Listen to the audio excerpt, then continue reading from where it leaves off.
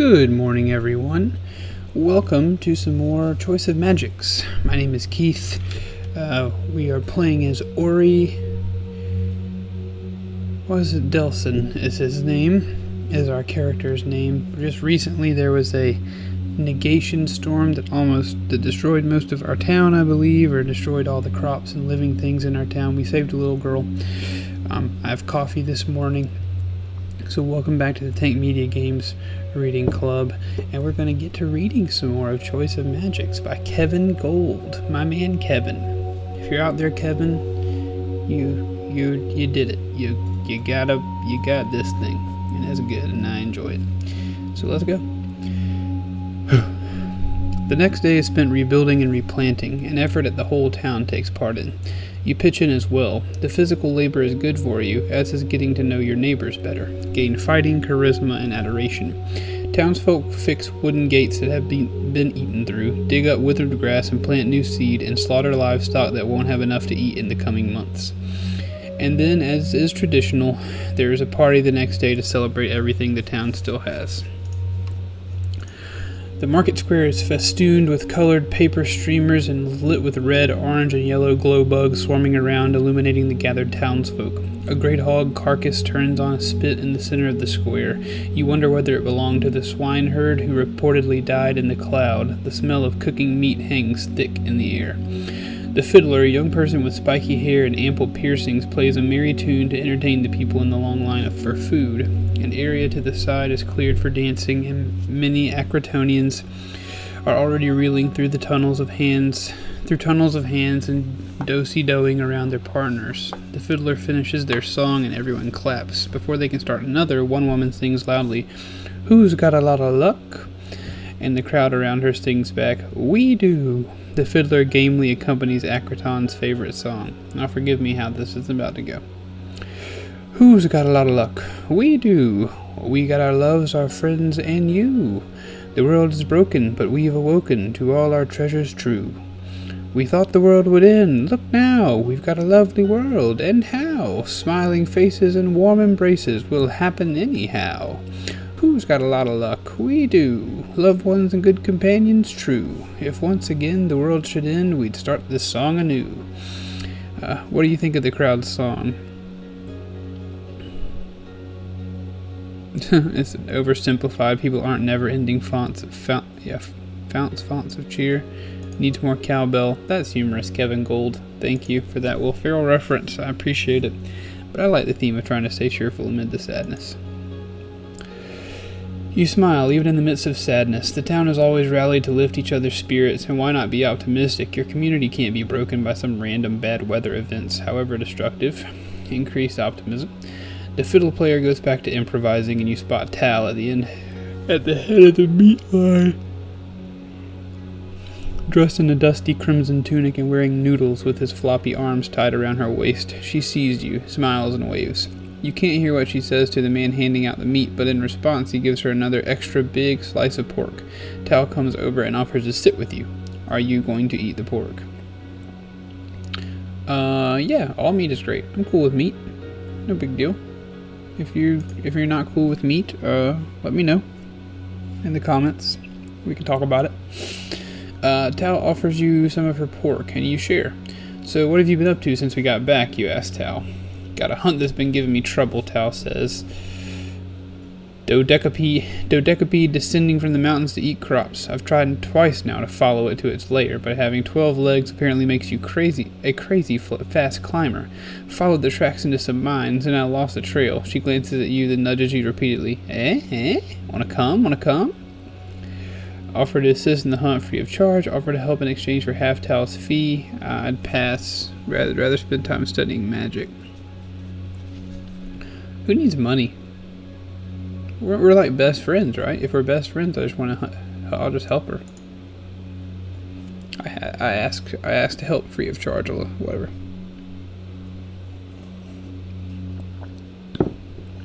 Excuse my sipping and swallowing them. I'd be happy to help, you say. Free of charge. That's what friends are for. Tal gives you a hug. Oh, thank you. I knew I could count on you. You know that Tal grew up poor, and she still constantly lends money to her mother that isn't always repaid, so she must be grateful that you didn't ask for a share from the hunt. Increased Tal relationship. What have you been up to anyway? Tal asks. Actually, wait a minute. I think I know. You shrug. Yeah, exploring eldritch mysteries, peering into the heart of truth itself, and accumulating enough power to rule the world. You know, like you do. You say it in a low voice so only Tal can hear, and she giggles and gives you a scandalized look. You shouldn't joke, she says. There are any number of people in this town who would kill you for what you are. She nods to the dancing, laughing people. You suppose she's technically right, but it's a little hard to believe at the moment. You notice that Tal has finished her plate. The fiddler is playing a peppy tune.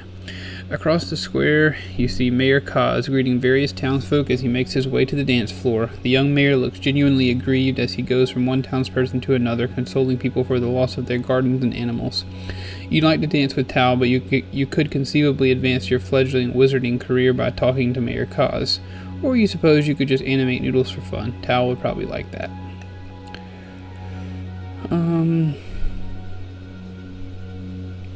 I feel like we're automation people, so we might want to ask if she wants to see Noodles dance. I don't really feel like talking to the mayor.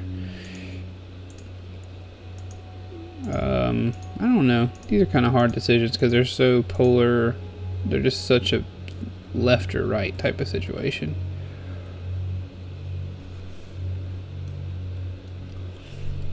We're so into magic, I think we'll ask if she wants to see Noodles dance. Do you miss the animated Noodles at all, you say? Tal shrugs. Yeah, I do, I admit. I partly brought him because I was hoping to run into you. Well, I can't do it here, but since the whole town's here, we can do it pretty much anywhere else.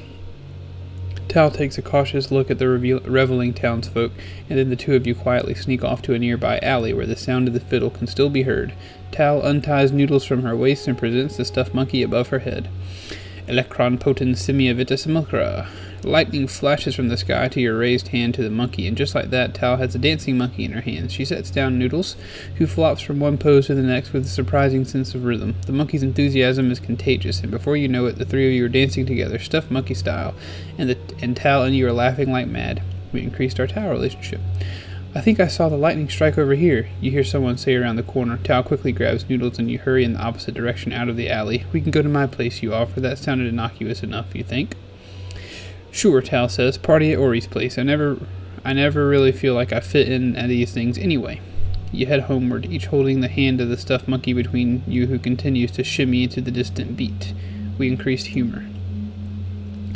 Back at your place, you and Tal chat about everything on Tal's mind, while Noodles appears to take an interest in the giant map on your floor, pretending to be cold as he walks over mountains and swimming as he crosses oceans. Noodles does a pretty good job of pantomiming being swallowed by a whale, then tickling the whale until it sneezes him out a blowhole.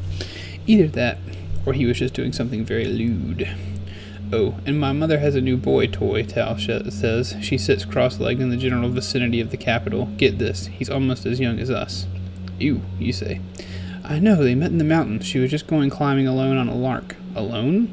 Right, so there's an avalanche, and this guy sees this pile of snow carry Mother into a ravine, and he says to himself he'd better go rescue her, and when he does, and hears about how she's just living alone in a shack, he gives her a huge bag of gold.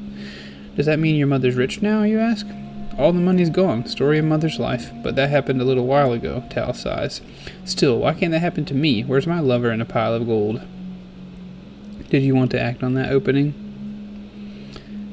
I don't know if I want to be the lover, still working on the gold, or I'm not interested in Tal that way. I feel like I could be, but I feel like this is not the time that I would want to think about that.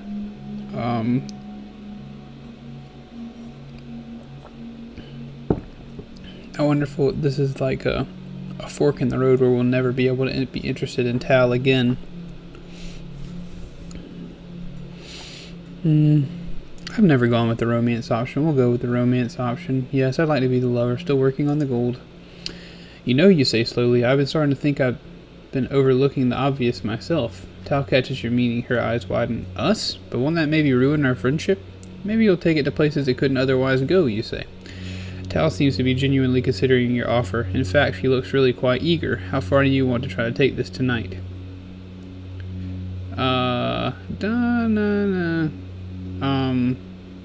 Just a kiss, and I'll be happy. Yeah, I'm not a lewd dude. You kiss Tal, savoring it with your eyes closed. She returns the kiss enthusiastically. When you open your eyes, Noodles looms next to your face as Tal barks a startled "Bah!" and jerks back.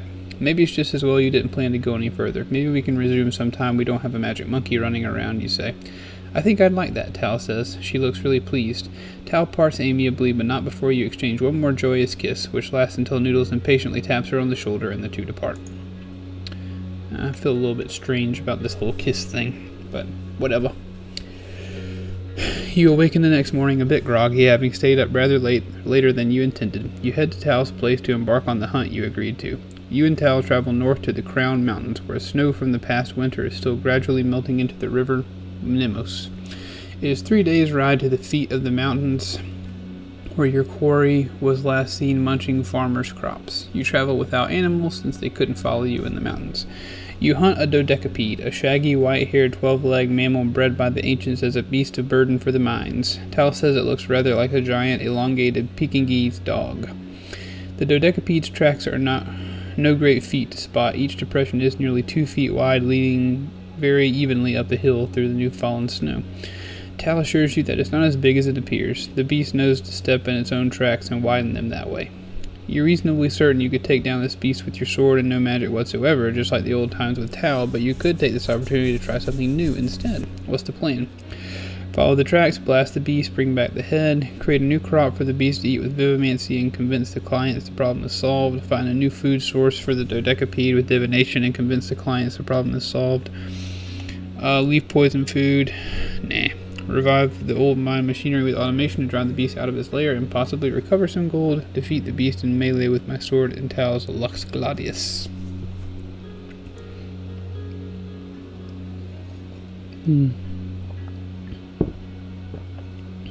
I think we need to revive the old machinery. That's what we do. Automation is our thing. Let's look at our stats.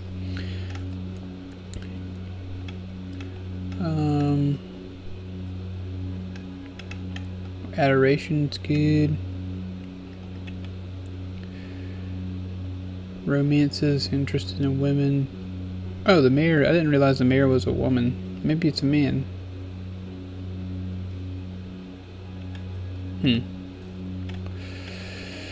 Well. Oh, no, that's a separate section, I guess. Romances than the rest of these relationships. Alright. I do like automation. Let's do it. You think that a working mine of the ancients would be impossible for the creature to live in, so you decide to try to revive the old machinery. When you get to the old mine entrance, you touch one of the iron rails leading inside and raise your other hand to the sky, willing yourself to be a conduit between the sky and metal, and you intone Fodina Arias Reviscat. Lightning strikes your raised hand and flows down the tracks into the mine. You can feel it dissipating into the huge underground structure, but at this point your skill with automation is great enough that you can increase the power you channel in response, until you begin to feel the distant thrum of machinery through the iron tracks. Loud clanks begin to sound from within the mine. You can hear the stomping footfalls of the dodecapede headed for the mine entrance, and you and Tal take cover to watch the beast emerge. It looks positively annoyed. But it doesn't see you and Tal, and it stomps off to look for a less noisy place to live. You now seem to be the proud owner of an operational gold mine. Exploring it, you discover 400 gold's worth of nuggets that you split with Tal, and you can see that more automated golem claws are chiseling away at the veins throughout the mine. We gain 200 gold. The mine looks as though its deposits are nearly used up, but if you're patient, there should be still plenty of gold left for one person. Before you leave, you also cobble together some automatic doors for the entrance to keep out looters, now that the dodecapede is no longer there to scare them away. You think such occasional projects for the mine's upkeep will end up being quite instructive. Gained automation. You resolve to check back on the mine later and collect whatever additional gold has been procured. You meet up with Tal's clients, all grizzled farmers at a tavern back in town. Unfortunately, they seem completely unwilling to pay Tal because she is unable to produce the head of the monster for them. But we dealt with your problem, Tal complains. What does it matter whether we have a head? Sorry, we're traditionalists, a grizzled old man with a long beard says, but thanks for trying. Tal shoots you an accusing look. You think she might go on hunts alone in the future. Money aside, this was probably a little bad for her reputation.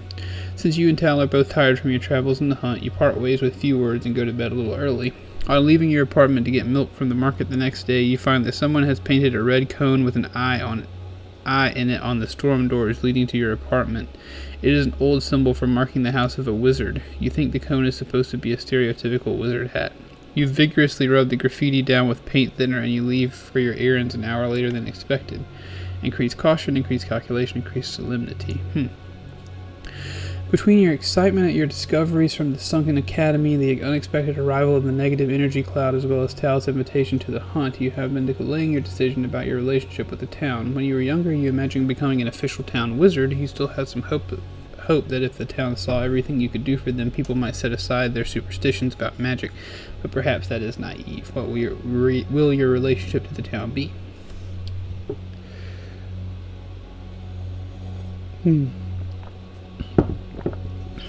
Ask me your cause. If I can be an official town wizard, I prefer to be a quiet benefactor. I owe the town nothing and will do what I want. I think I want to be a quiet benefactor of the town. Subtly helpful. You aren't certain people are ready for a public town wizard. Better, you think, to do good deeds from the shadows and hope the right people notice. How will you try to serve the town in a discreet way? I know some thugs are terrorizing the town. I'll find and blow up their base, repair the town's fans to protect us from the next negative cloud, divine the identity of the leader of the Twilight Band, the vigilantes who persecute shapeshifters, use vivimancy to create a new crop to replace those destroyed by the negative cloud. With a glamour up, go door to door, raising funds to restore the copper tree in the market square. Let's repair those fans. They were broken, they caused us trouble, so let's repair them. You think of the frightening devastation caused by the negative energy cloud's passage through the town. If you can put a stop to that by repairing some fans, that sounds like a great thing to do. You recall playing on the town's ancient fans as a child. 5 rusty rotary fans, each about 30 feet tall, sit at 45-degree angles on the eastern perimeter of the town. The metal frames dividing them made for excellent slides. You honestly have no idea whether they were originally purely mechanical or powered by automation. The sheltered area beneath the fans, where gears may once have been, appears to have been stripped bare long ago. Perhaps the fan blades were left behind because they were so rusty. You pull a hammer and chisel and some vials of silver powder from your belt pouch and begin inscribing runes on the fan blades to power their rotation. You take your time crafting the runes, wondering whether you could have ever done this with the death cloud approaching, with no time limit. With no time limit, you can focus on your craft. Gained automation. Finally, the runes are ready to be powered with lightning. You raise your hand to the sky. Flabellum ingens reviscat item. Or item, I guess. I don't know how you pronounce it. Lightning strikes 5 times in a row, 1 on each fan, crackling down the length of each blade. The silver runes glow and the fan blades slowly begin to spin, gradually gaining speed until your hair is blown straight back and you need to squint into all the dust. Do you want to test the fan's power to disperse the negative energy clouds? No.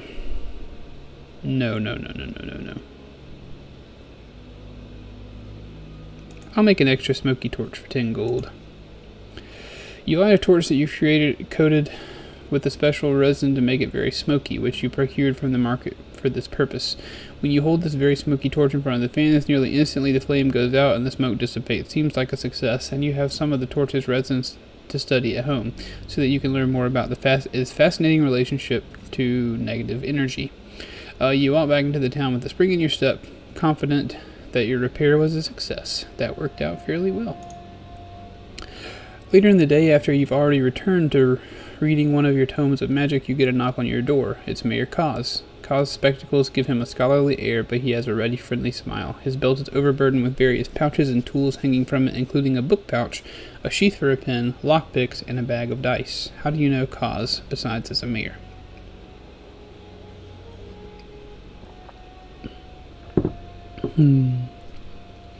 We once worked together replanting after a death cloud came through. We sometimes fly kites together on the commons. We were in a band together before he was mayor. That sounds interesting. We were in a band together. Kaz has been mayor for 8 years. Before that, he was kind of a dilettante like yourself, doing odd jobs for everyone in town. He had a lot more spare time then, and he had a band. What instrument did you play in Kaz's band? I really like drums, so Ori plays drums. You enjoyed keeping a steady rhythm that drove the rest of the band, increased optimism, increased calculation. The band practiced and performed in the bar that has now been converted into Kaz's office. As band leader, Kaz was always trying out new music, handing out new sheets every rehearsal. So this piece is interesting because it was last performed 200 years ago by a trio of chanting saints, but I've adapted it for our instruments. Let's see how it goes. Some experiments succeeded and many failed, but Kaz never lost his optimism and upbeat attitude. Okay, let's try tuning again, and this time let's really listen for that wavering sound that tells us that we're not quite in tune. You think Kaz knew being a musician wasn't really your heart's calling, and on occasion he tried to get closer to you and understand you better, but you were afraid to say what you really wanted. It was silly, it was impossible, it was forbidden.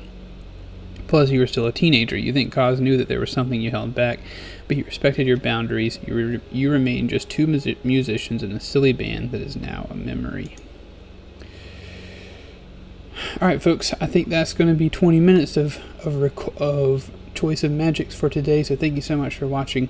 We'll continue leaving comments if you'd like me to keep going. Share this with your friends. Share this with Kevin Gold if you like, if you know Kevin.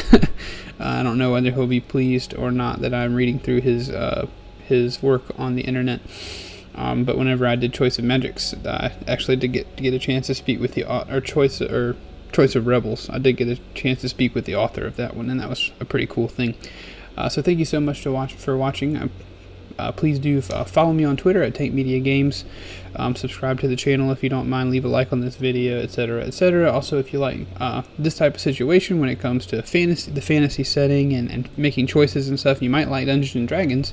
And we have a Dungeons and Dragons podcast /show that if you like me, or you may be interested in that, because I DM that and it's the story that I've written. So go join us over there, Dungeon Boys, on YouTube as well. You can search us on iTunes or over there. So thank you so much. I love you very much.